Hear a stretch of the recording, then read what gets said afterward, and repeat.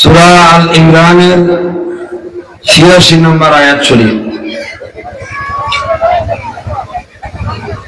এই আয়াতের মর্মে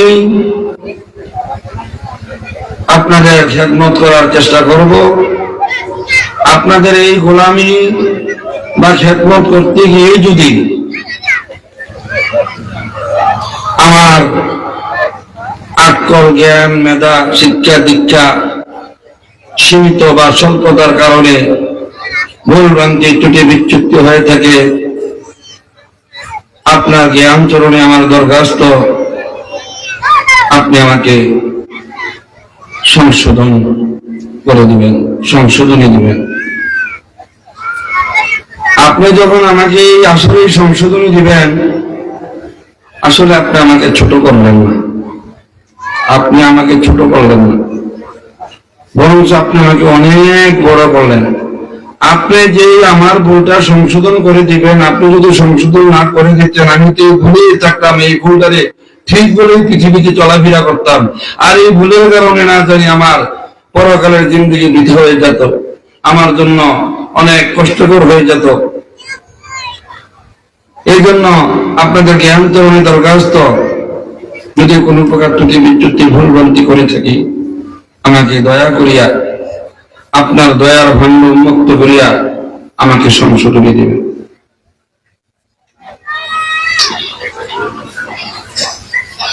আল্লাহ পাক বলেন,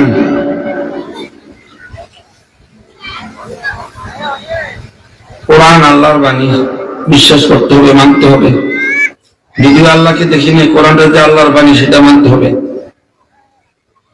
আল কোরআনুল হাক্কুন, সত্যবাণী, জালিকাল কিতাবু লা রাইবা ফীহি হুদাল লিল মুত্তাকিন। এই কোরআন, এই কিতাবের সন্দেহের কোনো অবকাশই নেই, এটাকে বিশ্বাস করতে হবে। কাইফা ইয়াহদিল্লাহু কাওমান কাফারু বা'দা ঈমানিহিম। আল্লাহ পাক বলেন, আমি কিভাবে ওই কওম সম্প্রদায়কে হেদায়েত দান করব, বা'দা ঈমানিহিম ওয়া শাহিদু আন্না রাসূলা, যা বা'দা ঈমানিহিম, যাহারা ঈমান আনার পর, ওয়া শাহিদু আন্না রাসূলা, এবং রাসূল পাক সাল্লাল্লাহু আলাইহি ওয়াসাল্লামকে সত্য রাসূল বলে স্বীকৃতি দেওয়ার পর, ওয়া জাআহুমুল বায়িনাত, এবং সুস্পষ্ট দলিল পাওয়ার পর, কাইফা ইয়াহদিল্লাহু কাওমান কাফারু, যারা অস্বীকার করেছে। ওয়াল্লাহু লা ইয়াহদিল কাওমাজ জালিমিন, আল্লাহ জালেম সম্প্রদায়কে হেদায়েত দান করেন না। আল্লাহ জালেম সম্প্রদায়কে হেদায়েত দান করেন না। আসলে আল্লাহ হেদায়েত করবেন না কথাটা আল্লাহ পাক দোষী হয়ে যায়, যদিও জালেম সম্প্রদায়। আল্লাহ চান জালেম হোক, কাফের হোক, মুনাফিক হোক, মানুষ হেদায়েতের আলোকে চলে আসুক, হেদায়েত হয়ে যাও। কোন পিতা মাতার যেভাবে চাহিদা না কোন সন্তান বিপদমুখী হওয়া,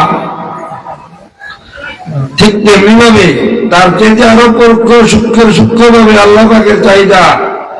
আল্লাহ পাক চান না কোন বান্দা বিপদমুখী হোক, জাহান্নামমুখী হোক। এখন আল্লাহু লা ইয়াহদিল কাওমাজ জালিমিন, জালেম কাহাকে বলে, কাফের কাহাকে বলে, মুনাফিক কাহাকে বলে, মুমিন কাহাকে বলে, ফাসিক কাহাকে বলে, সত্যবাদী কাহাকে বলে, মিথ্যাবাদী কাহাকে বলে, আমাদেরকে জানতে হবে। এক এক জায়গায় এক এক নামে কেন? ফাসিক, কাফের, মুনাফিক, মুরতাদ, মুশরিক, ঈমানদার, মুমিন, মুসলমান।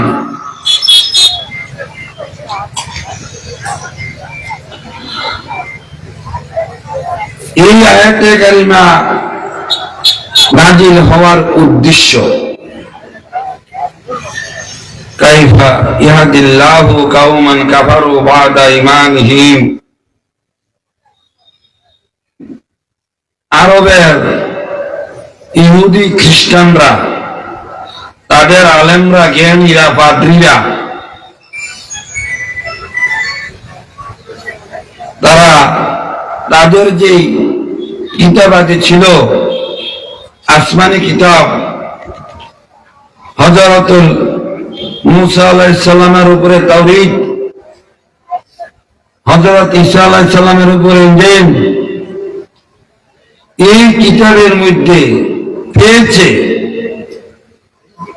ওয়াল্লাহু লা ইয়াহদিল কাওমা যালিমিনের পূর্বে রয়েছে ওয়া জাআহুমুল বায়িনাত, তাদের কাছে সুস্পষ্ট প্রমাণ আসার পর যখন তারা তাওরীত ইনজিলে পেয়েছে, নবীজি সাল্লাল্লাহু আলাইহি ওয়াসাল্লাম ধরাধামে শুভ আগমন করিবেন এবং তিনি সত্য রাসূল। কোরআন হাদিসে যাহা আছে তাহা না দেখলেও সত্য বলে মানতে হবে, না মানলে ঈমানদার না। আর জানার পর না মানলে হবে জালেম, জানার পর না মানলে হবে জালেম। স্বীকৃতি দেওয়ার পর হিংসা বিদ্বেষের কারণে অমান্য করলে হবে জালেম। ভাইজান, তারা স্বীকৃতি দিত, মানুষকে বুঝাইতো আখিরি জমানায় একজন নবী আসবেন, তিনি সমস্ত নবীগণের নবী না দেখিয়া কিতাবে ভাইয়া, যেমন আমরা কোরআন কিতাবে ভাইছি কবরে শাস্তি আছে, কবরে শান্তি আছে, কবরের শাস্তিও দেখি নাই, কবরের শান্তিও দেখি নাই। আমরা কোরআন হাদিসে পাইছি দুই কান্দে দুইজন ফেরেশতা আছে, জীবনে কোনোদিন দেখিও নাই, অনুভূতিও হয় নাই। ওয়াল মালাইকাতু হাক্কুন, না দেখিয়া বিশ্বাস করার নাম হচ্ছে ঈমান, না দেখিয়া বিশ্বাস করার নামই হচ্ছে ঈমান। তখন নবীজি শুভ আগমন করেন নাই, তখন কিতাবে পেয়েছেন তিনি ধরাধামে শুভ আগমন করিবেন, তারা ঈমান এনেছেন। কাইফা ইয়াহদিল্লাহু কাওমান কাফারু বাদা ঈমানিহিম, ইউমিনুনা বিল গায়বি, ঈমান কিন্তু না দীক্ষা। আপনার প্রতি আপনি ঈমান আনতে হবে, যেমন অদৃশ্য আপনার ইহুদার প্রতি জীবনে কোনোদিন দেখেন নাই। যদি বলেন যে এটা দেখিনি, এটার প্রতি আবার কি ঈমান আনবো, আপনার ঈমান থাকবে না।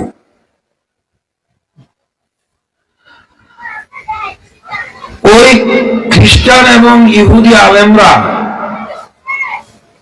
তারা ওই সময়ে প্রচার প্রকাশ করত, ওনারা আমাদের নবীজি নবী মুহাম্মদুর রাসূলুল্লাহ সাল্লাল্লাহু আলাইহি ওয়াসাল্লাম এই ধরাধামে শুভ আগমন নিয়ে। এবং তাওরীত ও ইনজিল কিতাবে চিহ্ন ছিল, নিদর্শন ছিল, নবীজি কখন কোন হিজরিতে কোন স্থানে, সমতলে না মরুভূমিতে, কোন সময়ে তিনি ধরাধামে আসবেন এবং তিনি ধরাধামে আসিয়া কি কি কর্ম করবেন,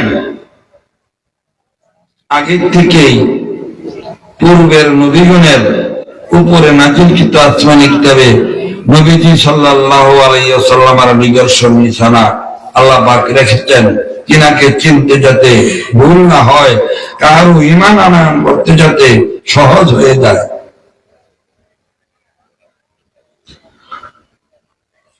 যখন এই প্রশংসা কথোপকথন নবীজিকে নিয়ে প্রশংসা চলমান অবস্থায় তিনি শুভ আগমন করলেন, তখন লোকজন তাকে অমান্যতা করা শুরু করলো, তাকে মেনে নিল না। আরবের ইহুদি কিংবা খ্রিস্টানরা নবীজিকে মেনে নিলেন না, তিনার বিরোধিতা করা শুরু করলেন। শুভ আগমন করার পূর্বে তিনার প্রশংসা করেছেন ধরাধামে। শুভ আগমন করার পর ওয়াজাআহুমুল বাইয়িনাত, এবং তিনি যে এই সেই মুহাম্মদ যিনার পরিচিতি তাওরীতি ইনজিলে ছিল, এই সেই মুহাম্মদ, সেই দলিল পাওয়ার পরও, আগে না দেখে ঈমান আনার পরেও, দলিল পাওয়ার পরেও তারা ইহাদিল্লাহু কাওমান কাফার অস্বীকারী জান্না সুন্না বুজ্জা, জান্না সুন্না বুজ্জা। এই সভাপতি সাহেব একজন মুক্তিযোদ্ধা, আমি জান্না সুন্না বুজ্জা সাক্ষী প্রমাণ নিয়া মুক্তিযোদ্ধা শব্দটাকে গোপন করার কারণটা কি না জানতাম। এক ধারা ছিল ওয়াজাআহুমুল বাইয়িনাত, সুস্পষ্ট দলিল আসার পর। এর আগে দিয়ে কি ইয়াহদিল্লাহু কাওমান কাফারু বাদা ঈমানিহিম, ঈমান আনার পর, এমন রাসূলকে সত্য বলে স্বীকৃতি দেওয়ার পর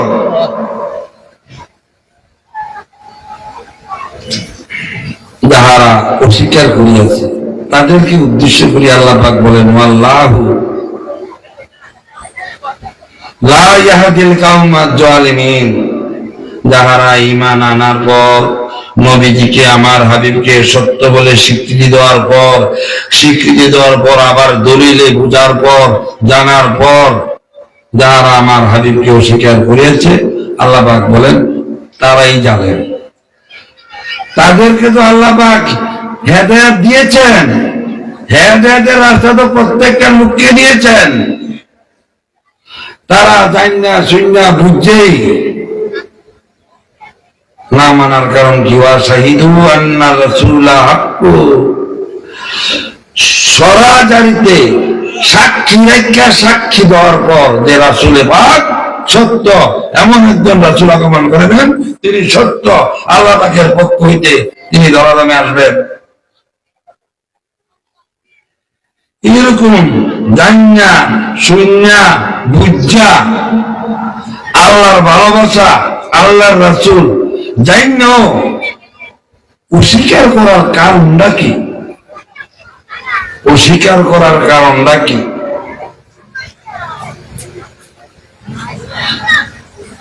আরবের ইহুদি খ্রিস্টানরা ভেবেছিল,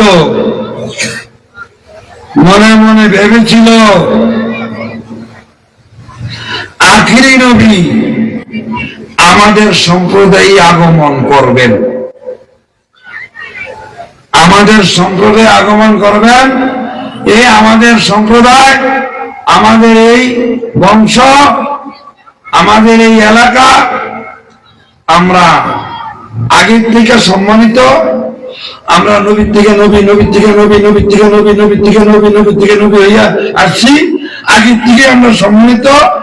এখন আমরা আরো সম্মানিত হব, কেননা আখেরি নবীও আমাদের সম্প্রদায়ে আসবেন, তিনি আমাদের এই বনি ইসরাইল হইতে তাশরীফ আনয়ন করবেন।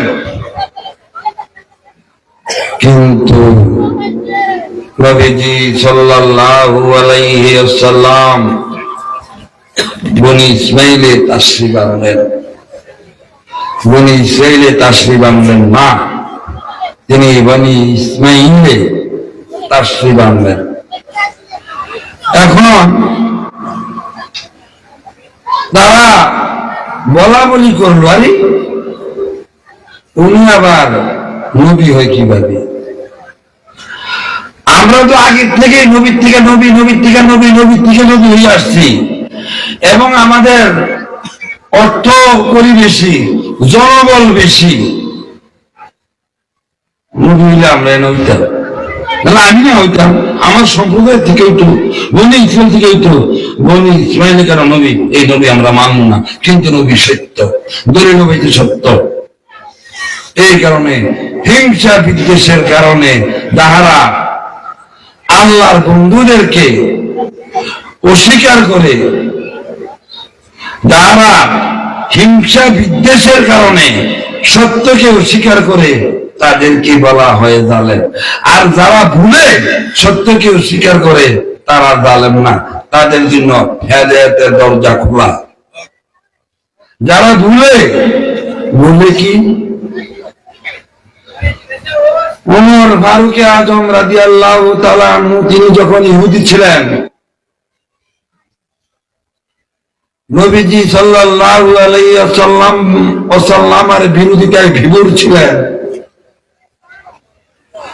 কোন এক বৈঠকে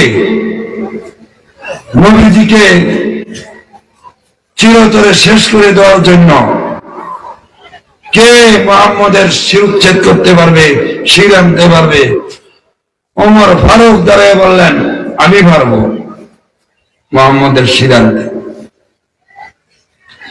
ওমর ফারুক তিনি ছিলেন ভুলে, তিনি জানতেন না আসলে যে এই মুহাম্মদ আল্লাহর রাসূল, আল্লাহর বন্ধু, আল্লাহর মাসুক, আল্লাহর মাহবুব, আল্লাহর হাবিব। তিনি জানতেন, হ্যাঁ বাপ দাদার থেকে পূজা করে আসতেছি, এটা পালন করে আসতেছি, একটু আছে না, এখন এই মোহাম্মদ আইয়া আমরা ইজ্জত সম্মান নষ্ট করে দিতে, বাপ দাদার ধর্মের ভিতরে চুনকানি লাগিয়ে দিতেছে, সে নতুন ধর্ম গ্রহণ করতেছে, তারা কাটিয়ে লাগানোর দরকার। যখন নাকি বুঝলেন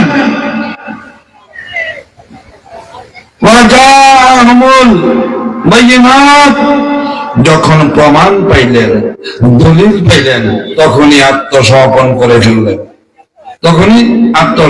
করে ফেললেন, মূলত শরীয়তে কাফের, হাকিকতে যখন তিনি রাসূলের সাথে এই বেয়াদবিমূলক আচরণ করেন, মূলত তখনও তিনি ঈমানদার ছিলেন, তিনি বুঝার ভুলে কাফের ছিলেন। কথাটা বুঝতে পারছি? যখন বুঝে ফেললেন তখনই ঈমান এনে ফেললেন। ভুলে থাকা আর জান্না শূন্যা বুঝা। ভাইজান,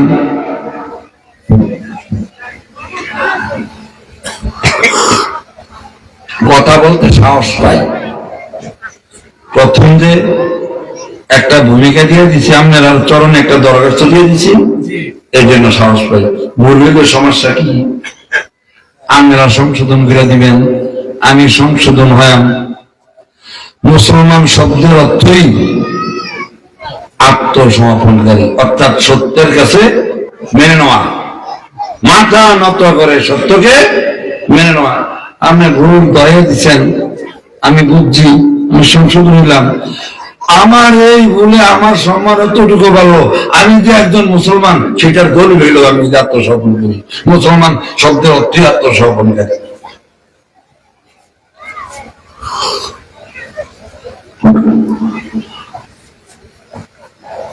যাদেরকে আল্লাহ হেদায়েত দান করবেন না, এই আয়াতে কারিমে বোঝা যায় তাহারাই জালেম। আর যাহারা জালেম না, তাহারা হেদায়েত পাবে। হেদায়েত চাইলে তাহারা হেদায়েত পাবে। আর জালেমরা হেদায়েতের রাস্তা হইতে ইচ্ছা করিয়া সরিয়া গেছে। যেমন কোরআন শরীফে বের হয়েছে, ইন্নাল্লাযিনা কাফারু সাওয়াউন আলাইহিম আনযারতাহুম আম লাম তুনজিরহুম লা ইউমিনুন।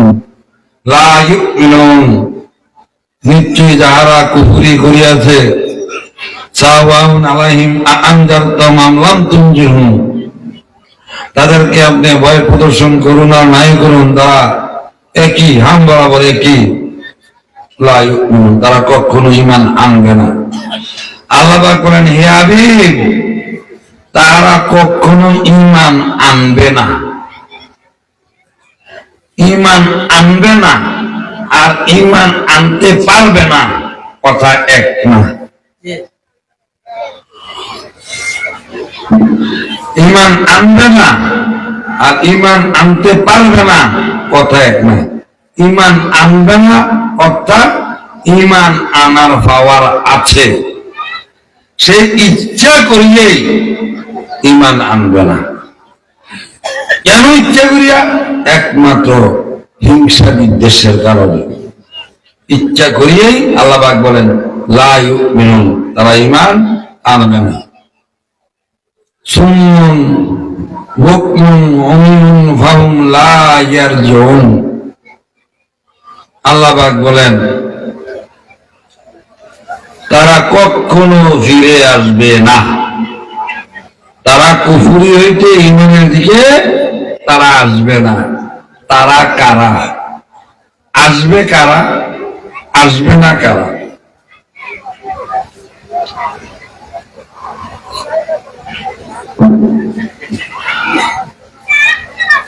এই আয়াতে কারিমায় আমি দেখি আর না দেখি, কোরআন হাদিসে পাইলে মানতে হবে, কিছু দেখা কিছু না দেখা। কোরআন শরীফে আছে লাহুম কুলুব, আমি আল্লাহ তাদেরকে অন্তর দিয়েছি। লাহুম কুলুব লা ইয়াফকাহুনা বিহা, সেই অন্তর দ্বারা তারা যথার্থভাবে চিন্তা ফিকিরে করে বিবেচনা করিয়া সত্য মিথ্যা নির্ণয় করেনি। তাদেরকে আমি চোখ দিয়েছি, চোখ দেখা যায়, অন্তর দেখা যায় না। চোখ দেখা যায়, অন্তর দেখা যায় না।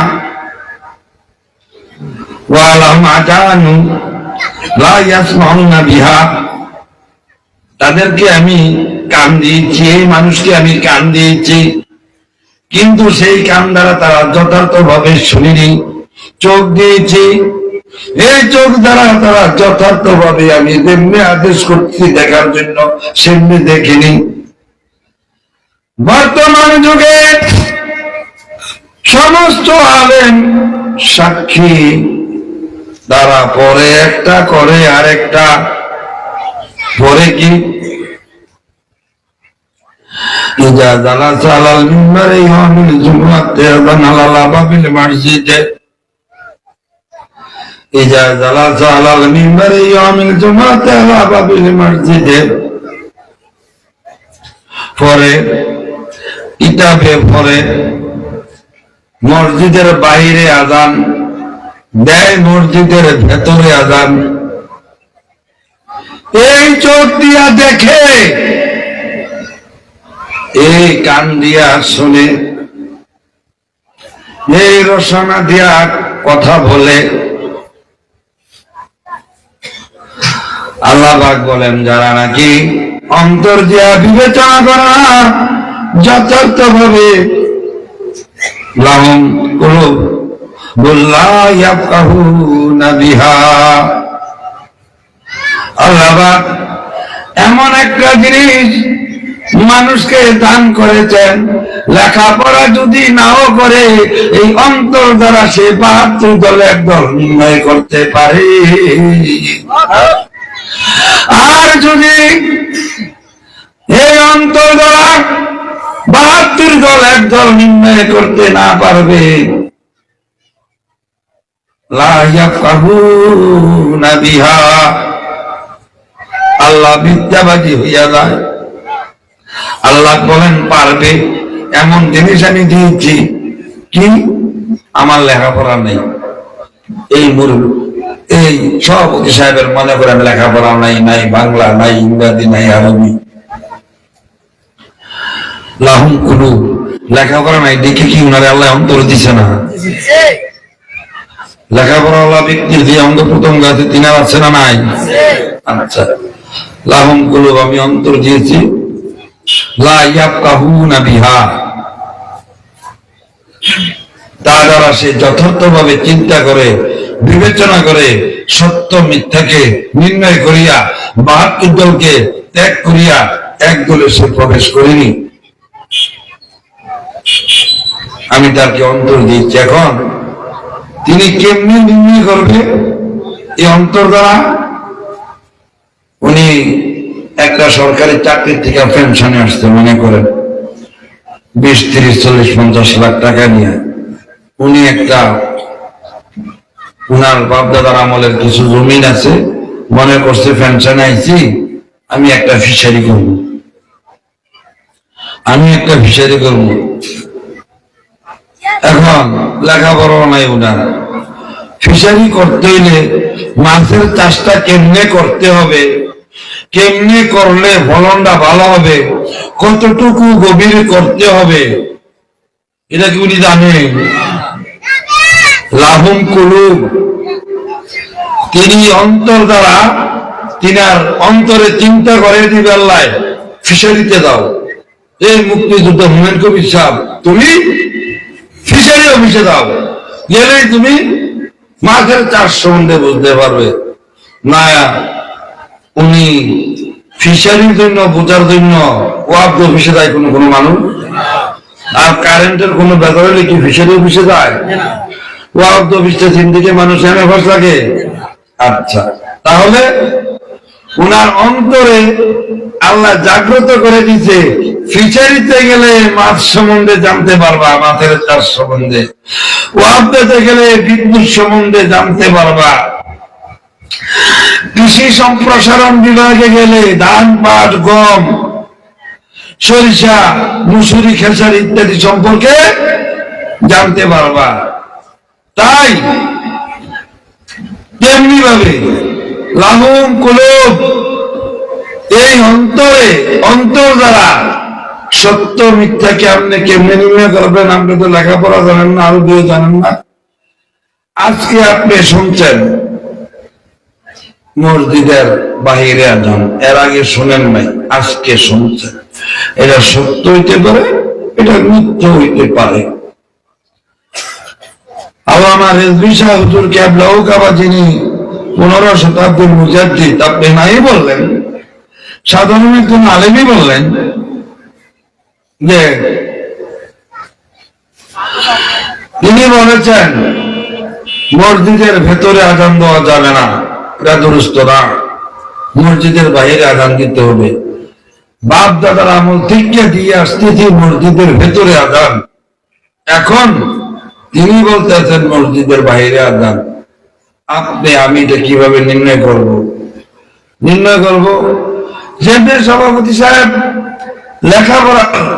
লেখাপড়া ছাড়া ফিশারি সম্বন্ধে জানা বোঝার জন্য মাছ সম্বন্ধে ফিশারি অফিসে গিয়েছেন, এমনি ভাবে আমি আল্লামা রেজভী শাহ হুজুর কেবলা থেকে এই কথা শুনিয়া মসজিদের ভেতরে আজান দেওয়া না জায়েজ বা হারাম শুনিয়া আমি আমার আশেপাশের মসজিদের ইমাম সাহেবের কাছে যাব।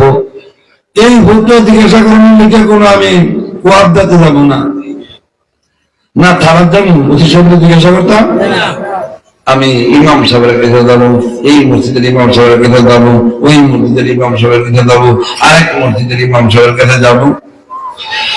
লাহুম কুলুব, আমি এই ফতোয়া জিজ্ঞাসা করার জন্য আল্লাহ পাক আমাকে সুনির্দিষ্ট একটা ব্যক্তির কাছে যাওয়ার জ্ঞান দান করছেন, এবং এখানে বিবেচনা হয়। এই ফতোয়ার লেগা ওয়াকফ অফিসে দেয় না, ফিশারি অফিসে দেয় না, পুলিশ অফিসে দেয় না, একজন ইমাম সাহেবের কাছেই দেয়। সেইভাবে নির্ণয় করবে।